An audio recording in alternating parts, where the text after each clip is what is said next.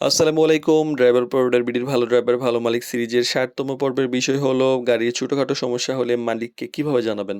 তো ড্রাইভিং পেশায় অনেক সময় গাড়িতে ছোটখাটো সমস্যা দেখা দেয়। যেমন অদ্ভুত কিছু শব্দ, গাড়ির কাঁপাকাঁপি, ব্রেক কম কাজ করা, লাইট নষ্ট হওয়া এই ধরনের ব্যাপার।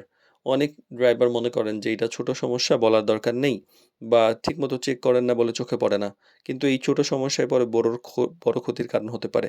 তাই সঠিকভাবে মালিককে বিষয়টা জানানো অনেক গুরুত্বপূর্ণ। তো দেরি না করে দ্রুত জানাবেন।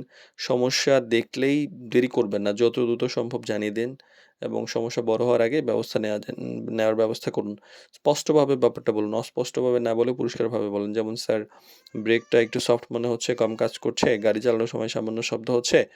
আ এইটা একটু দেখা দরকার মনে হয়। মেকানিক দেখালে ভালো হয়।" কিন্তু অযথা আতঙ্ক সৃষ্টি করবেন না। অনেকেই ছোট্ট একটা সমস্যাকে অনেক বড় বলেন। মেকানিকের সাথে পরিচয় থাকে, বড় সমস্যা বলে ভয় দেখান এবং দেখা যায় যে সার্ভিসিং এর নামে অনেক টাকা খরচ যায়। তো এই ধরনের সমস্যা হলে ভয় দেখাবেন না। বরং একবারে সুন্দর করে গুছিয়ে বলবেন। আবার ছোট সমস্যাও লুকিয়েও রাখবেন না। আর সমাধানের পরামর্শ দিতে পারেন। যদি আপনার ধারণা থাকে যে এটা কিভাবে কাজ করেছেন, যেহেতু আপনি গাড়ি চালান। তো সম্ভব হলে মেকানিক দেখানো ভালো। আর নিজে পারলে তো ভালো। তাহলে আপনার সচেতনতা বোঝা যায়। আর নিজের দায়িত্ব এড়াবেন না। কিছু ড্রাইভার ভয়ে সমস্যা লুকান। ভাবেন যে আমি বোধহয় নষ্ট করেছি। মালিক কিছু বললে বোধহয় মালিক রাগ করবে। ও মানে অনেক ব্যাপার থাকে।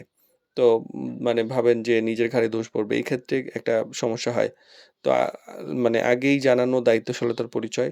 কিন্তু লোকালে এই যে সমস্যা বড় হয়ে বাড়ে এবং দোষটা আরো বেশি বাড়ে।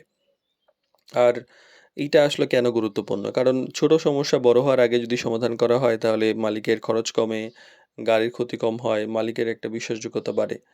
তো গাড়ির ছোট সমস্যাও কখনো ছোট নয়। সময় মতো সঠিকভাবে জানানো একজন সচেতন এবং পেশাদার ড্রাইভারের বড় গুণ।